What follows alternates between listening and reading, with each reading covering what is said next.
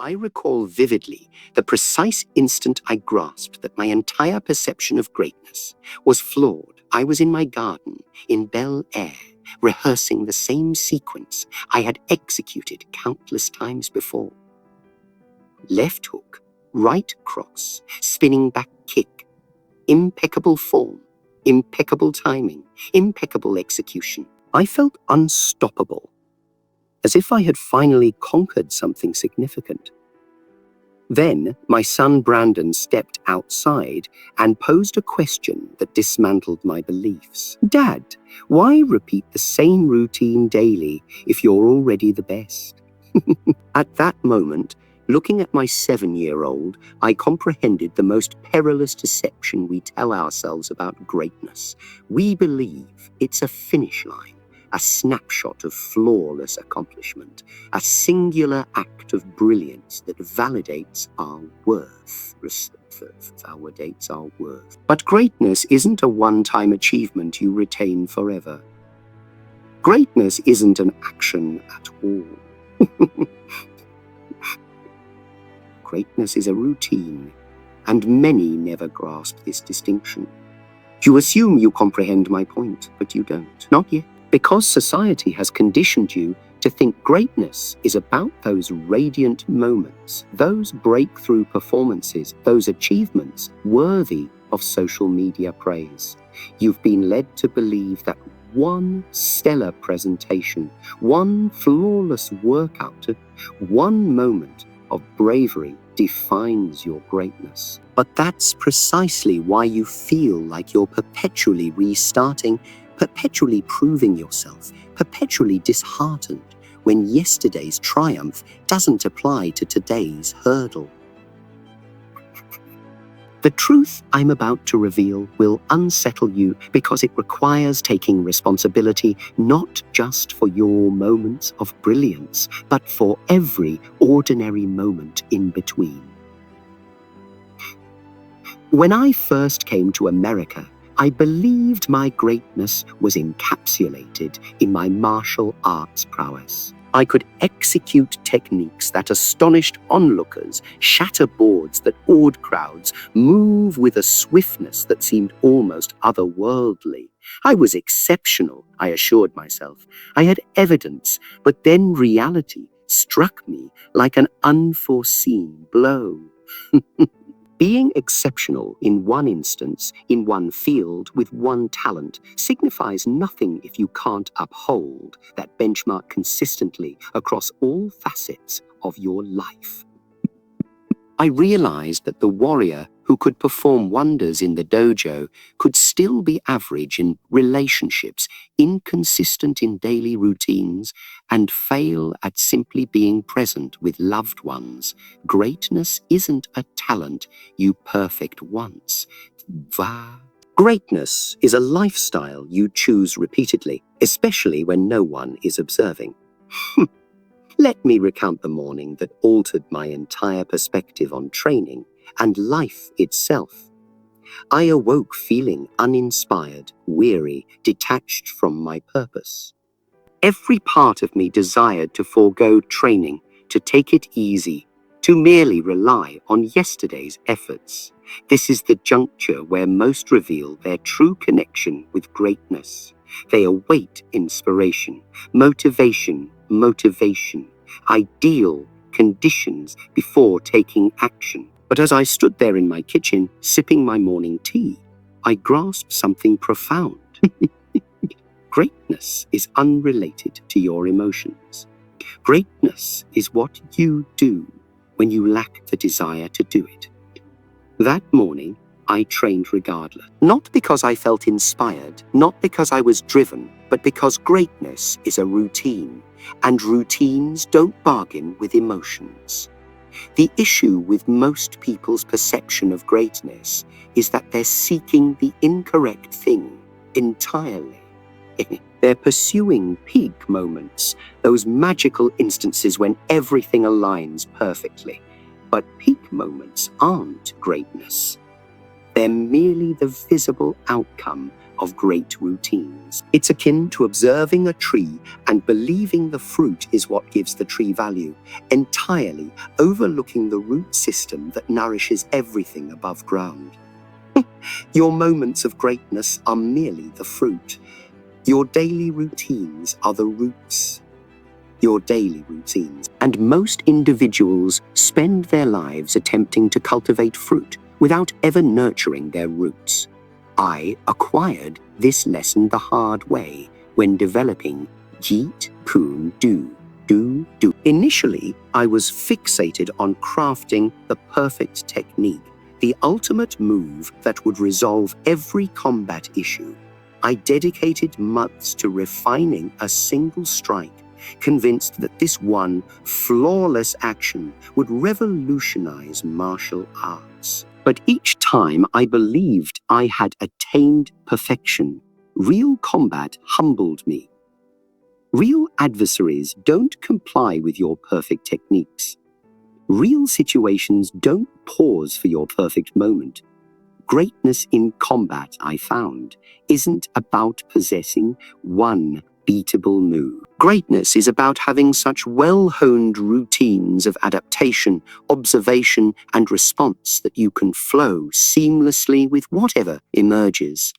This principle applies to every aspect of your life. Your career, relationships, health, personal growth, none of these realms can be mastered through singular acts of greatness. You can't have one meaningful conversation and deem yourself an excellent communicator. You can't complete one rigorous workout and consider yourself physically exceptional. You can't make one wise choice and label yourself an excellent leader. Greatness is unveiled not in what you do under the spotlight, but in what you do in the countless minor moments when no one is observing. It's in how you treat the server when you're having a rough day. It's in whether you uphold your standards when you're exhausted. It's in the quality of focus you bring to mundane tasks that no one will ever commend you for completing. This is why so many gifted individuals never reach their potential. They have flashes of brilliance, moments of greatness, but they haven't cultivated the routines that sustain greatness over time. They're like fireworks, spectacular and fleeting rather than like the sun, steady and life-sustaining. I've witnessed fighters with incredible natural talent who never achieved anything because they couldn't develop the routine of consistent training. I've seen actors with immense skill who ruined their careers because they couldn't cultivate the routine of professional conduct. Talent without the routine of greatness is merely squandered potential. But here's what no one mentions about cultivating great routines. The beginning isn't about being great at all. The beginning is about being consistent with mediocrity. And when I first started training seriously, my kicks were awful, my punches were feeble, my timing was off. But I showed up every day regardless. I practiced terrible kicks every day until they became poor kicks. I practiced poor kicks every day until they became decent kicks. I practiced decent kicks every day until they became good kicks. I practiced good kicks every day until they became excellent kicks. Greatness emerged not from striving to be great, but from being consistently dedicated to the process of improvement. Most people abandon their pursuit before greatness has a chance to surface because they measure their daily practice against their ultimate vision. They anticipate feeling great while building great routines, not realizing that the feeling of greatness comes after the routines are established, not before. It's like expecting to feel strong after your first gym session or wise after reading your first book. The gap between where you are and where you aspire to be isn't bridged by one giant leap of greatness. It's bridged by thousands of small steps of consistent practice. Let me share with you the 3 pillars that underpin any great routine, principles I uncovered not through success, but through numerous failures and rebuilding efforts. The first pillar is what I term relentless repetition. This isn't mindless repetition, but conscious, deliberate practice of the same fundamental actions, regardless of your emotional state. When you wake up tomorrow, greatness won't inquire about your feelings toward practicing your craft. It won't negotiate with your moods or await perfect conditions. Greatness demands that you show up and perform your essential actions, whether you feel like it or not. This is where most falter, because they've been taught that passion and motivation should fuel their actions. But passion wavers, motivation comes and goes. Greatness requires you to act independently of these transient states. The second pillar is greatness isn't constructed through dramatic transformations, but through incremental improvements accumulated over time. Each day, you're not attempting to be entirely different from who you were yesterday. You're striving to be slightly better. A 1% improvement, sustained over time, creates revolutionary change. But our culture has conditioned us to expect dramatic results, overnight transformations, immediate gratification. This expectation is the adversary of great routines because it causes us to quit before the compound effect has time to work its magic. The tree doesn't grow visibly each day, but given enough time, it can crack concrete with its roots and tower above buildings with its branches. The third pillar is identity integration. This is the most misunderstood aspect of developing great routines. Most people attempt to change their actions while maintaining the same identity. They want to exercise regularly while still viewing themselves as non-athletic. They want to speak confidently while still identifying as naturally shy. But your actions will always align with your identity. If you want to develop great routines, you must first become the type of person who naturally engages in those routines. You don't run because you don't run. Become a runner. You run because you are a runner, and running is what runners do. I recall the exact moment this principle resonated with me. I was struggling to maintain a daily meditation practice, constantly skipping days, making excuses, treating it as something I should do, rather than something I am called to do. Then I shifted my identity. Instead of seeing myself as someone trying to meditate, I saw myself as someone who meditates. Suddenly, skipping meditation felt wrong, not because I was breaking a rule, but because I was acting inconsistently with who I had become. The routine became effortless because it aligned with my identity rather than conflicting with it. But this leads me to one of the most powerful insights about greatness that I've never shared publicly before. Greatness isn't about what you do. It's about who you become through what you do. The routines themselves are merely the vehicle. The real destination is the transformation of your character, your identity, your fundamental way of being in the world. When you commit to great routines, you're not just changing your actions, you're changing your actions. You're changing yourself at the deepest level. You're becoming someone who can be trusted to follow through, someone who maintains standards regardless of circumstances, someone who values process over outcomes. People often ask me about my training regimen, expecting me to reveal some secret technique or hidden method. But the real secret isn't in what I practiced, it's in how I practiced. Every single training session, regardless of my energy level or motivation, I approached with what I call sacred consistency. I treated each practice not as a step towards some future achievement, but as a complete expression of greatness in itself. I didn't train to become great someday. I trained greatly today. This shift in perspective changes everything because it means you're not waiting for some future moment to express your greatness. You're expressing it right now, in this moment, through your commitment to your practice. But let me warn you about the most dangerous trap that ensnares people who begin to understand these principles. They become so focused on maintaining their routines that they forget why they started in the first place. They become slaves to their routines rather than masters of their craft. True greatness requires not just consistency, but conscious evolution. Your routines must grow with you, challenge you, continue to demand your best effort.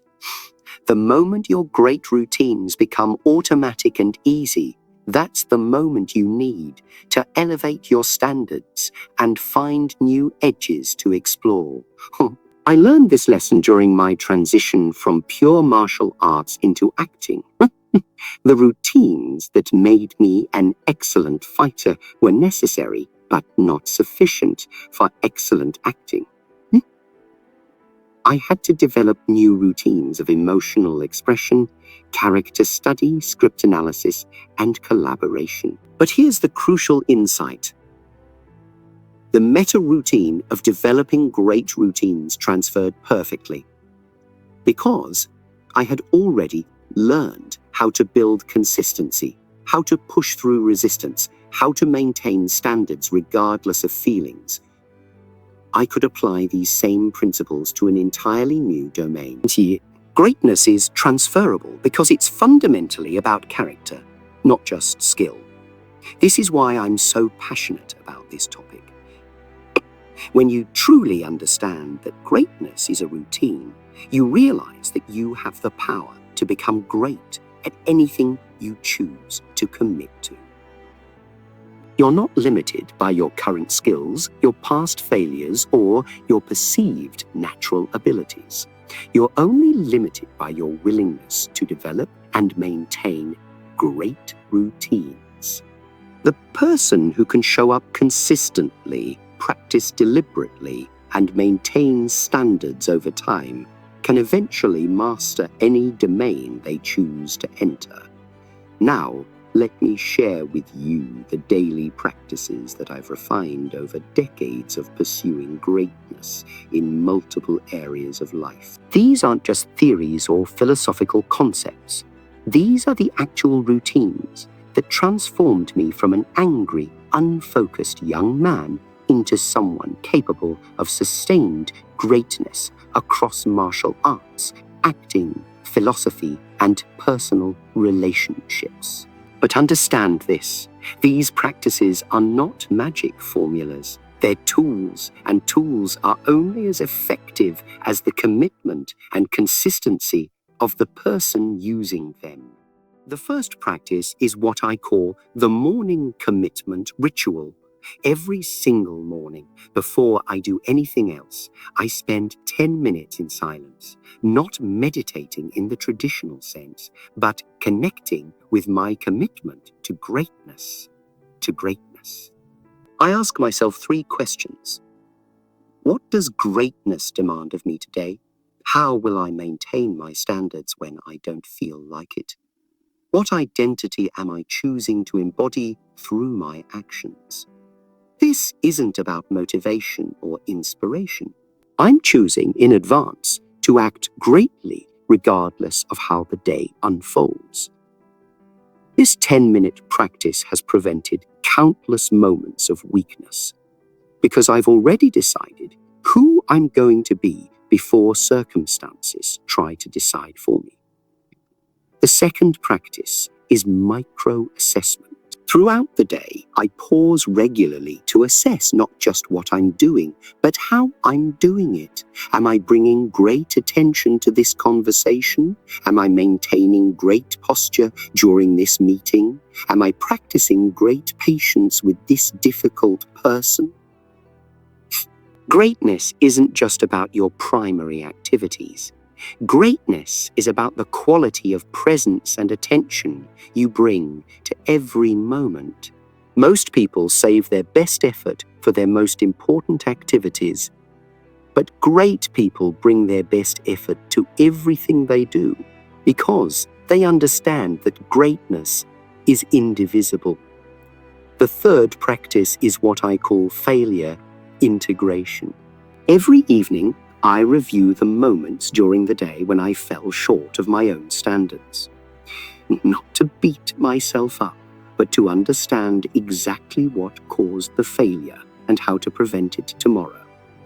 Most people either ignore their failures or dwell on them emotionally. Great people study their failures analytically.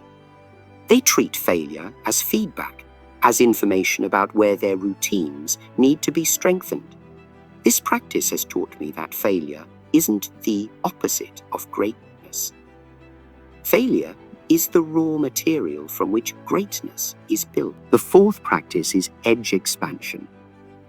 Once a week, I deliberately choose one of my great routines and make it slightly more challenging. If I've been doing 50 push-ups daily with ease, I increase to 55. If I've been meditating for 20 minutes consistently, I extend to 25. Greatness requires constant growth, and growth requires constant challenge. The moment your routines become comfortable, you're no longer building greatness. You're just maintaining competence.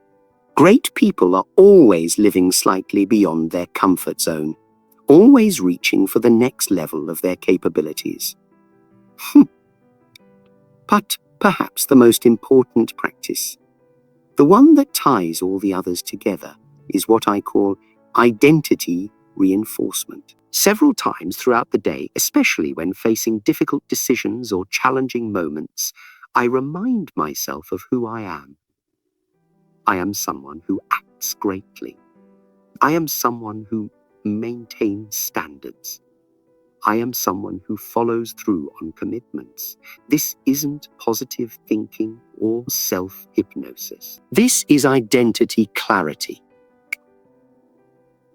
When you're absolutely clear about who you are, your actions naturally align with that identity. You don't have to force yourself to act greatly, because great action becomes the natural expression of your great identity. These practices might seem simple, even obvious, but don't let their simplicity fool you. Simple doesn't mean easy.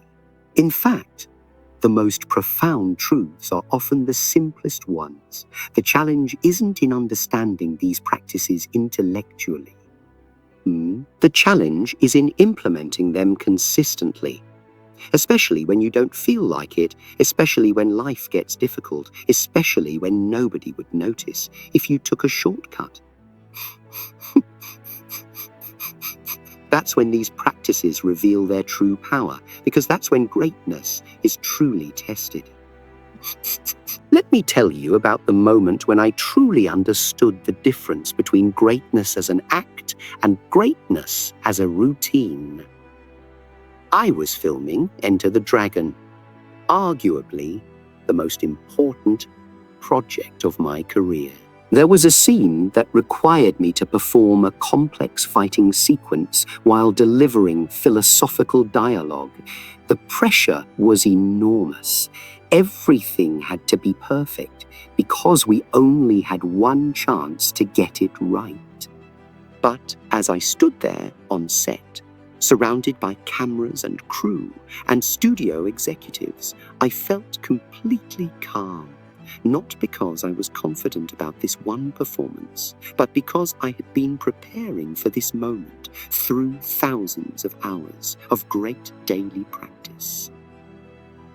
My greatness in that moment wasn't an act I was performing. It was simply the natural expression of who I had become through years of great routines. That's when I realized the ultimate truth about greatness. When greatness becomes a routine, it stops being something you do and starts being something you are.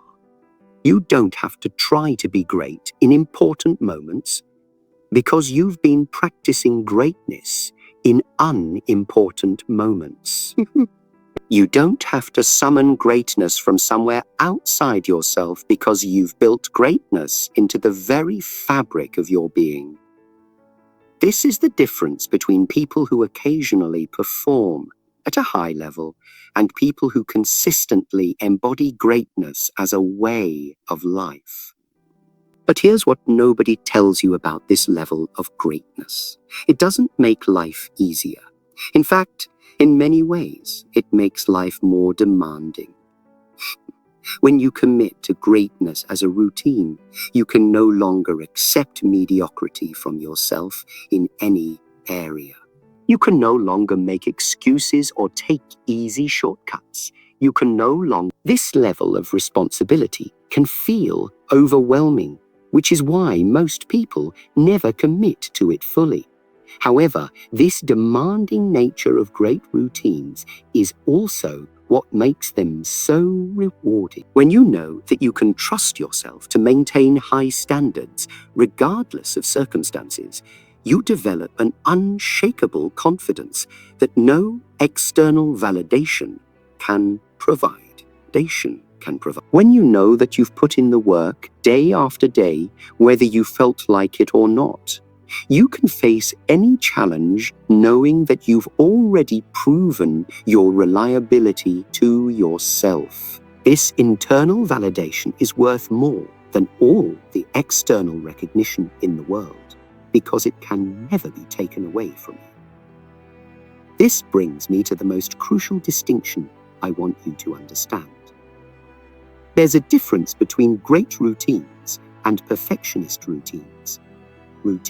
Perfectionist routines are rigid, punitive, and ultimately unsustainable.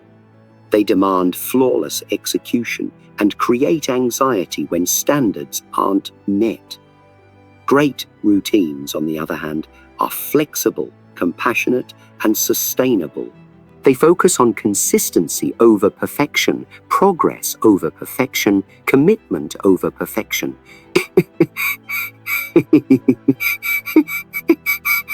You miss a day of your great routine, you don't abandon the entire practice. You simply return to it the next day, understanding that greatness is measured over months and years, not days and weeks. I learned this distinction through painful experience. In my early years, I was a perfectionist about my training. If I missed a single day, I would feel like a failure. If I performed below my best in any session, I would punish myself with extra work.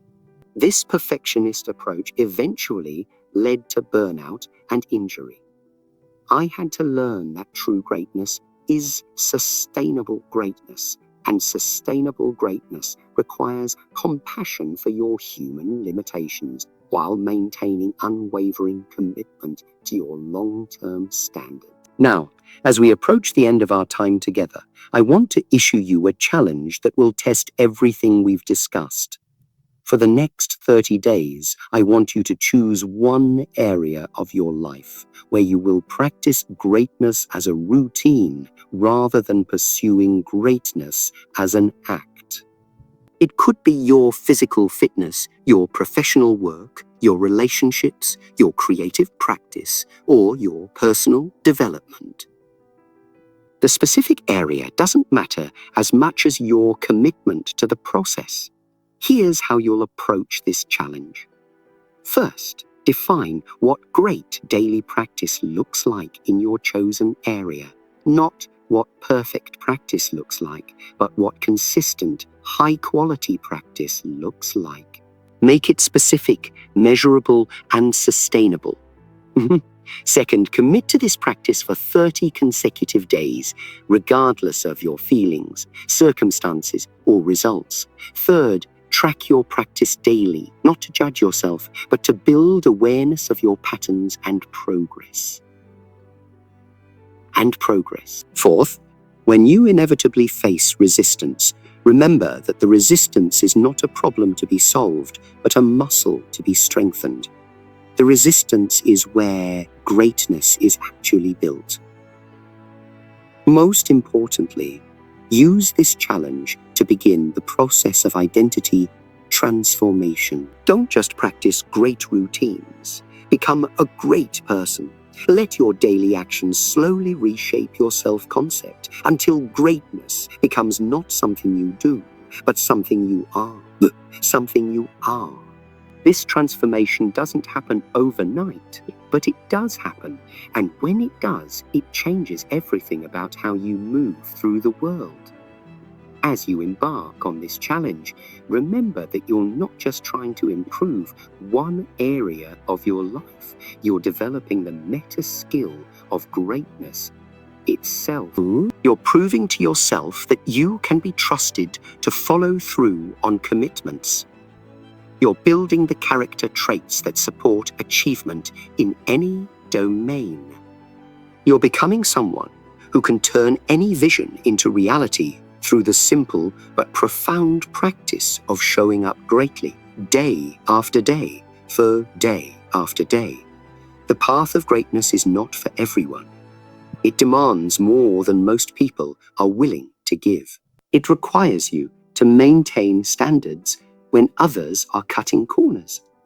It asks you to be consistent when others are making excuses. It demands that you take full responsibility for your results when others are blaming circumstances. But for those who walk this path, for those who understand that greatness is a routine and not an act, life becomes something extraordinary. Not because of what you achieve, but because of who you become in the process of achieving it. I began this conversation by telling you about a moment when I thought I understood greatness, only to realize I knew nothing at all. Now I leave you with this understanding. Greatness is not a destination you reach, but a way of travel. It's not something you achieve once and keep forever, but something you choose again and again, especially when you don't feel like choosing it. Greatness is a routine, and like all routines, it becomes easier with practice and stronger with time. The mirror is waiting for you now, not to show you your flaws or failures, but to reflect back the great person you are becoming through your great choices. Look into it and see not who you were yesterday or who you might become tomorrow, but who you are choosing to be right now, in this moment, through your commitment to greatness as a way of life. Be water, my friend, but be great water, flowing consistently toward your highest potential, reshaping everything you touch through the simple but profound power of great routines maintained over time. Greatness is a routine, not an act. Make it your routine and watch how it transforms not just what you accomplish, but who you become in the process of accomplishing it.